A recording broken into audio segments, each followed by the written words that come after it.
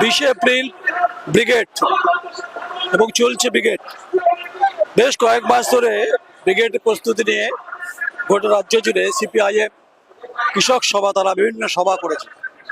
পশ্চিমবঙ্গের বর্তমান যে পরিস্থিতি, সে শামসেরগঞ্জ হোক, ধুলিয়ান হোক, সর্বত্রই যে ঘটনাগুলো পর পর ঘটছে, তা আজকে ব্রিগেডের মাটি থেকে বক্তারা সেই বক্তব্যগুলি রাখবেন। এবং 26,000 চাকরির পরিপ্রেক্ষিতে এ রাজ্যে যে পরিস্থিতি তৈরি হয়েছে, সে কথা বামপন্থীরা বলছে। বামপন্থীরা কথা বলছেন বারবার করে যে রাজ্যে শিল্পের কোনো পরিস্থিতি নেই, পরিবেশ নেই, তো সেই কথাগুলি তারা বলতে চাইছেন। পশ্চিমবঙ্গে 2011 থেকে 2025 প্রায় 14 বছরের একটা সরকার চলছে। বামপন্থীদের বক্তব্য খুব পরিষ্কার যে মেহনতি শ্রমজীবী মানুষ তারা কাজ পায়নি এবং যে কাজের অধিকার তা কার্যত কেড়ে ফেলা হয়েছে।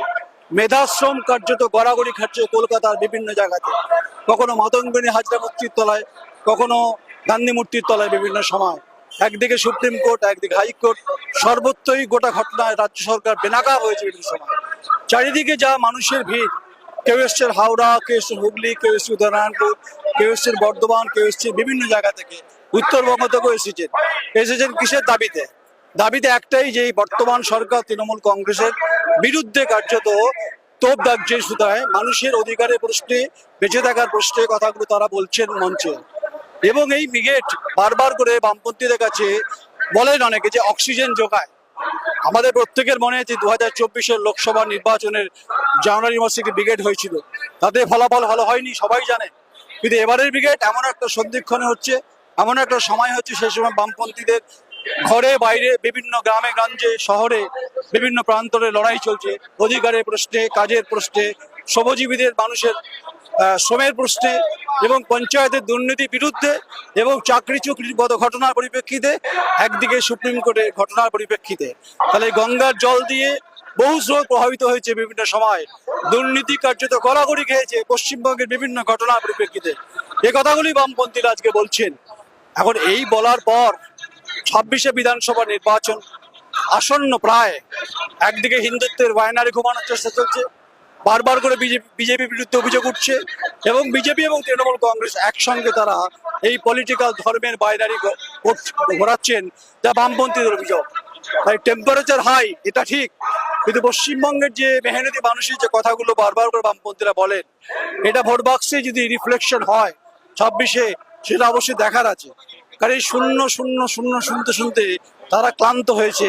এবারে কি তারা সেই জায়গা হবার কাপ করতে পারবে? তার জন্য অনেকটা সময়, কারণ প্রায় এখনো বছরের কাছাকাছি 1 বছর।